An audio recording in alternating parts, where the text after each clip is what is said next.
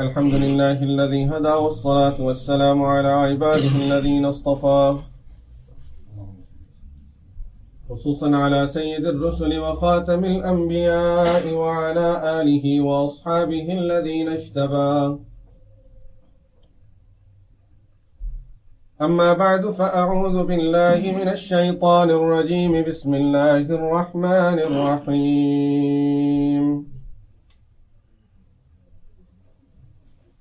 وما كان المؤمنون لينفروا كافة فلولا نفر من كل فرقة منهم طائفة ليتفقهوا في الدين ولينذروا قومهم إذا رجعوا إليهم لعلهم يحذرون. صدق الله العظيم. Today, inshallah, we'll be talking about a Sahabi who was known amongst the Sahaba Ridwanullahi alayhim ajma'een for the great knowledge and understanding of this deen that he had. He is one of the four Sahaba Ridwanullahi alayhim ajma'een about whom Rasulullah sallallahu alayhi wasallam said to even the Sahaba Ridwanullahi alayhim ajma'een, if you want to learn Quran, learn it from one of these four people. And then when he named those four Sahaba Ridwanullahi alayhim ajma'een, he named this Sahabi the first and before everyone else. A Sahabi about whom Rasulullah sallallahu alayhi wasallam said, whoever wants to recite Quran as fresh as it was revealed and would like to get the feeling of the freshness of Quran the time it was revealing to Rasulullah sallallahu alayhi wasallam, should recite it like this Sahabi. A Sahabi of Rasulullah sallallahu alayhi wasallam, whom Sahaba Ridwanullahi alayhim ajma'een used to name as Sahibul Wasadati wal Na'layn. A Sahabi, which simply means a person who always had a habit of carrying Rasulullah sallallahu alayhi wasallam's pillow, Rasulullah sallallahu alayhi wasallam's slippers, and Rasulullah sallallahu alayhi wasallam's miswak. He would be waiting outside of Rasulullah sallallahu alayhi wasallam's home to see if Rasulullah sallallahu alayhi wasallam is about to go anywhere. He would carry these things for Rasulullah sallallahu alayhi wasallam. The Sahabi who is the first to go and recite Quran al-Kareem loudly by the Kaaba, in spite of all the hardships he had to go through for that. A Sahabi of Rasulullah sallallahu alayhi wasallam, whom Rasulullah sallallahu alayhi wasallam trusted so much that he selected him the night when he was going to preach Islam to jinns. A Sahabi of Rasulullah sallallahu alayhi wasallam, who killed the leader of the kuffar, Abu Jahl. If we still don't know who the Sahabi is, that is the Sahabi of Rasulullah sallallahu alayhi wasallam, who had such a great pleasure that only very few Sahaba Ridwanullahi alayhim ajma'een had, which is to be with Rasulullah sallallahu alayhi wasallam at a time when Rasulullah sallallahu alayhi wasallam and Jibreel alayhi salatu wasalam were making the final revision of Quran in the last Ramadan of Rasulullah sallallahu alayhi wasallam's life. Rasulullah sallallahu alayhi wasallam was reciting it to Jibreel alayhi salam, Jibreel alayhi salam reciting it to Rasulullah sallallahu alayhi wasallam, and throughout that process this Sahabi was sitting with Rasulullah sallallahu alayhi wasallam. A Sahabi of Rasulullah sallallahu alayhi wasallam about whom Abu Musa radiyallahu anhu says, when I went to Medina Munawwara, initially in the beginning I thought that he is related and one of the close relatives of Rasulullah sallallahu alayhi wasallam because of his attachment with Rasulullah sallallahu alayhi wasallam and because of the time that he used to spend in Rasulullah sallallahu alayhi wasallam's house. A Sahabi about whom all the Sahaba Ridwanullahi alayhim ajma'in agreed when he is there, Sahaba used to say, we cannot give fatwa as long as he's there. And he himself says about himself, he says, take any ayah of Quran al-Kareem. إِنِّي لَأَعْلَمُ فِي مَا أُنزِلَتْ وَأَيْنَ وَمَتَى نَزَلَتْ. I will tell you about each and every ayah of Quran al-Kareem, where it was revealed, why it was revealed, and when it was revealed.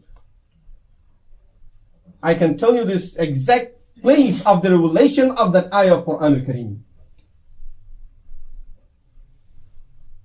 And he is the Sahabi of Rasulullah sallallahu alayhi wasallam, who at the time of Umar Radiyallahu Anhu started going to all the Sahaba and announcing in the masjid, if anyone knows, has any information about Quran al-Kareem that I have still not heard it from him, please let me know. And then he would say, no one is coming to inform me. If anything more than what I already know, I already gathered all the information about every ayah of Quran al-Kareem. And that is Abdullah bin Mas'ud Radiyallahu Anhu. Abdullah bin Mas'ud Radiyallahu Anhu became Muslim when he was only 16 years old. And he grabbed the opportunity. His father died before Islam was introduced and before even Rasulullah sallallahu alayhi wasallam started receiving the revelation. His mother's name was Abd, and therefore in many ahadith Abdullah bin Mas'ud radiyallahu anhu is referred to as Ibn Abd. Sometimes people don't recognize who this Sahabi is. When you see a name says Ibn Abd, that is Abdullah bin Mas'ud radiyallahu anhu, which means the son of Abd radiyallahu anha. Because she was a great Sahabiya, they used to attach his name with his mother's name.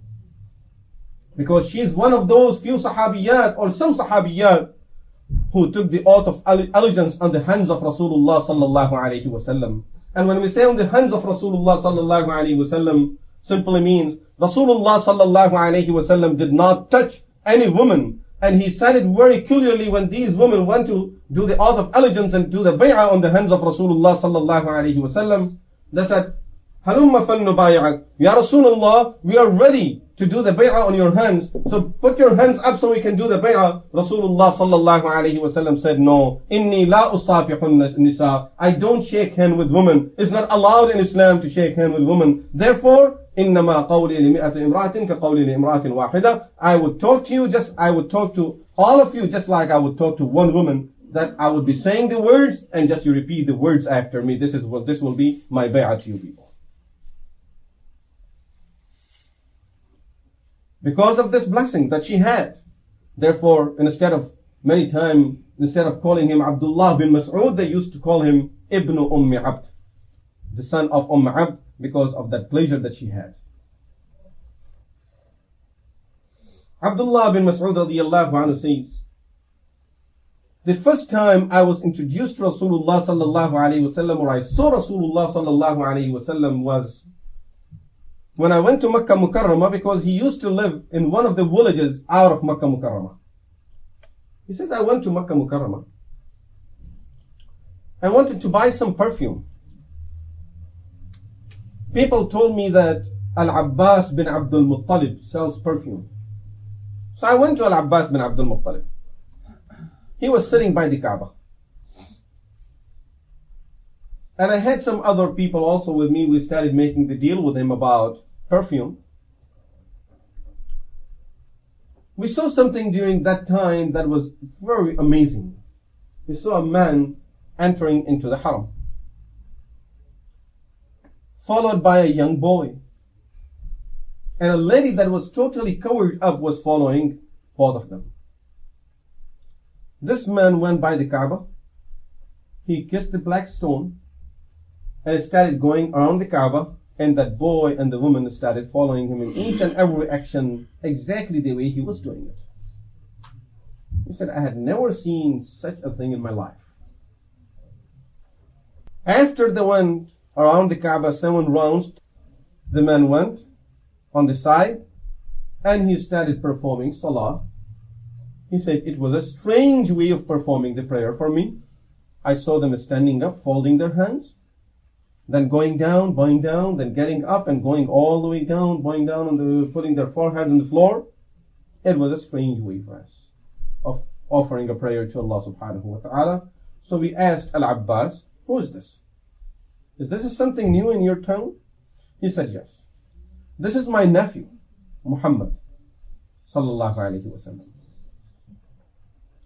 And the boy that's following him is also my nephew Ali bin Abu Talib.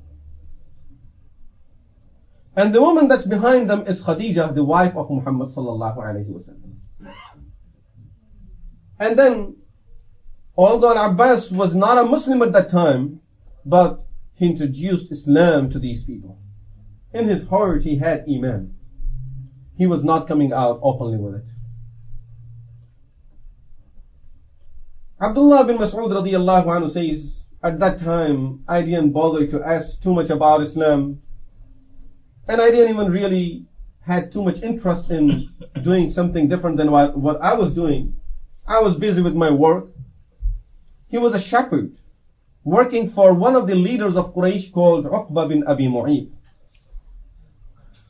He says, once while I was out in the jungle, in the desert,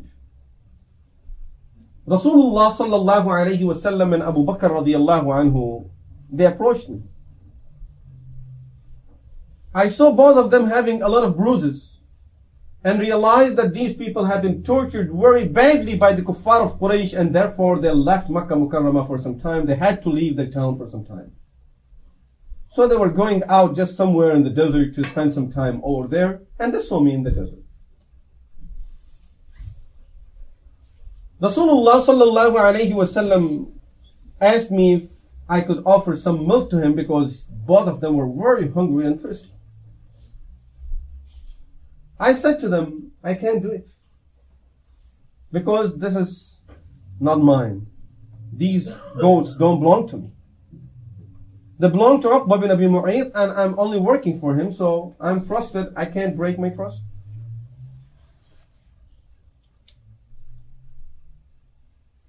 He said, then Rasulullah sallallahu alayhi wa sallam said to me, how about you give us just a small baby, a baby goat that doesn't milk? Just bring it to me and I'll try to milk it. He said, I knew it won't, but I gave him one young one. I said, go ahead, do whatever you want with it.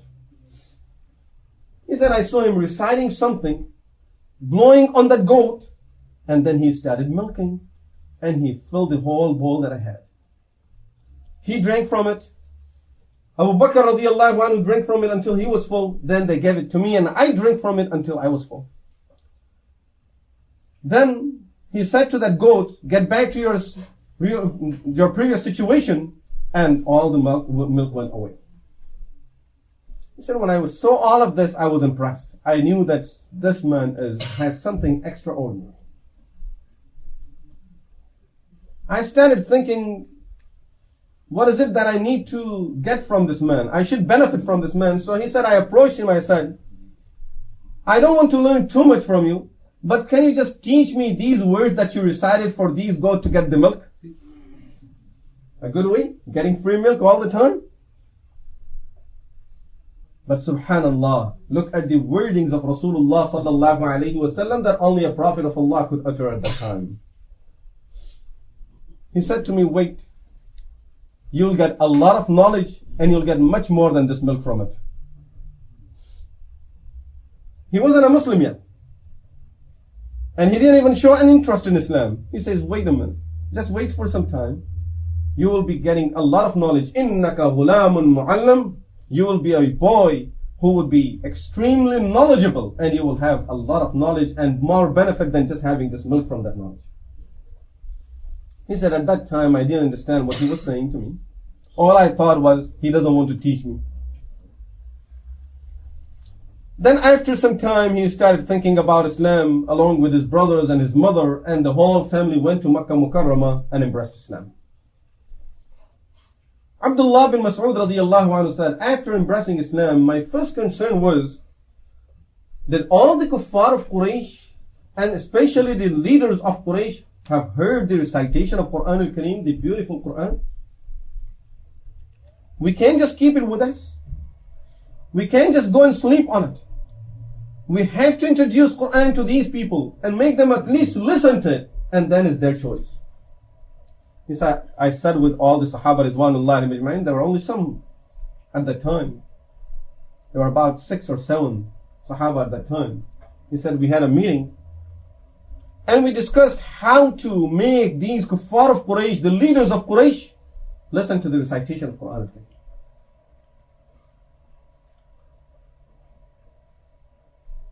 He said, I said to all of them, I have a suggestion that I would go by the Kaaba when all of them get together early in the morning and start reciting Quran loudly. So of course they will have no choice but to listen to that recitation. So everyone opposed that opinion that you don't have a big clan to support you.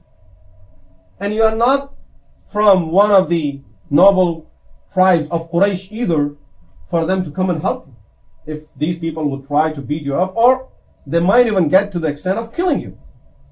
Abdullah bin Mas'ud said, but I said to them, I have determined that I would like to get this voice of the recitation of Quran to their ears. No matter what happens to me, I'm ready to do it and I want to do it. Now the next step was even more difficult. He said, I went and asked Rasulullah sallallahu alayhi wa sallam's permission. Rasulullah sallallahu alayhi wa sallam said, Abdullah, you know they are torturing us even without doing all of these things. If you would do this, they'll torture you very badly. Said, Ya Rasulullah, I'm ready for everything that would come with it. When Rasulullah sallallahu alayhi wa sallam saw his determination, he said, okay, if you're determined, then go ahead. Do it. He went and started reciting Quran al-Kareem. They kept on listening to that recitation for some time. And then finally Abu Jahl got upset when he realized that everyone, the rest of the leaders that are sitting there, they're getting impressed by that recitation.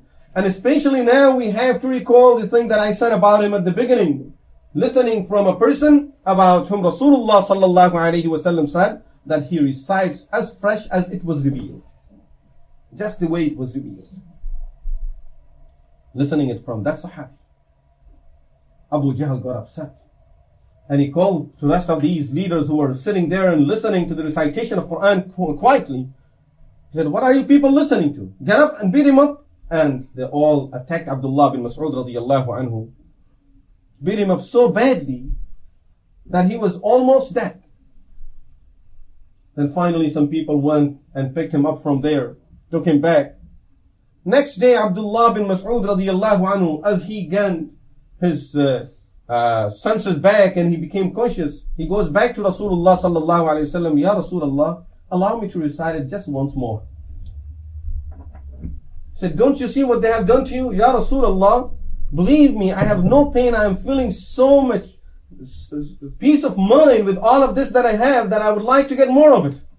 Rasulullah sallallahu alayhi wa sallam said, no, don't do this to yourself, Abdullah. I won't allow you to go back. And Abdullah bin Mas'ud radiyallahu anhu started developing the relationship with Rasulullah sallallahu alayhi wa sallam. And at the same time, he always showed his concern of preaching Islam, getting others to know about Islam, and trying to find different ways of preaching Islam to others. After Abdullah bin Mas'ud radiyallahu anhu went through all of this, and Rasulullah sallallahu alayhi wa sallam knew his strength and his iman and deen, one day Rasulullah sallallahu alayhi wa sallam said to him, Abdullah, tonight I would like to go and preach Islam to jinn because they are all gathering out of Medina Munawwarah. Abdullah bin Mas'ud radiyallahu anhu said, I went with Rasulullah sallallahu alayhi wa sallam. We got to a place where he then made a circle and asked me just to stay within that circle. He said, Abdullah, don't leave the circle, no matter what happens. Abdullah radiyallahu anhu said, I stayed in that circle. Rasulullah sallallahu alayhi wa sallam left me and he went somewhere else. Now I started seeing people, different type of people. Some people are totally covered with hair. They have no clothes on them, but they are covered with hair. People of different look. Some of them tried to even get to me, but because of that circle, they were not able to get into the circle. He said, many times I started hearing strange noises and I thought it must be Rasulullah sallallahu alayhi wasallam might be in some difficulty. He might need me. I can't just leave him alone. Let me go and see how he's doing. And then I would say no. But he said, don't leave the circle. When Rasulullah sallallahu alayhi wasallam came back, it was almost time for Fajr. They went after Salatul Isha. He says Rasulullah sallallahu alayhi wasallam was extremely tired. He had a little nap. Then he said to me, Abdullah, let's go. Go to the masjid for Salatul Fajr. And then we went for Salatul Fajr. Abdullah Radiyallahu Anhu said, I said to Rasulullah sallallahu alayhi wasallam, Ya Rasulullah, when I was hearing those strange noises, I thought of coming and helping you if you need any help. And at least coming to make sure that you are doing okay, Ya Rasulullah. Rasulullah sallallahu alayhi wasallam said, it's good that you didn't come out. If you would have come out of that circle, you would have been dead by now. Because when these jinns get together, they don't like to see a human being around them.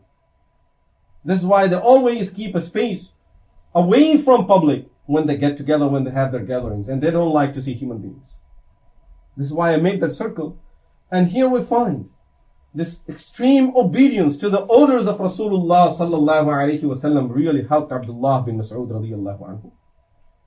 And Rasulullah sallallahu alayhi wasallam approved his obedience when once Rasulullah sallallahu alayhi wasallam had to make special announcements. He sent Bilal radiyallahu anhu, Bilal, go and ask all the Sahaba to gather in the masjid right now. I want to talk to them about some very important things. Some very important announcement. And all of them started coming. And we know, as normal, as people come into the masjid, they would stand up and be shaking each other's hands and salam and talking to each other. Rasulullah sallallahu alayhi wasallam meanwhile came and he sat on the minbar and some Sahaba were standing up. Abdullah bin Mas'ud radiyallahu anhu was just entering the masjid at that time with his right foot inside the masjid, left foot outside of the masjid. Rasulullah sallallahu alayhi wasallam said, Ijlisu, sit down.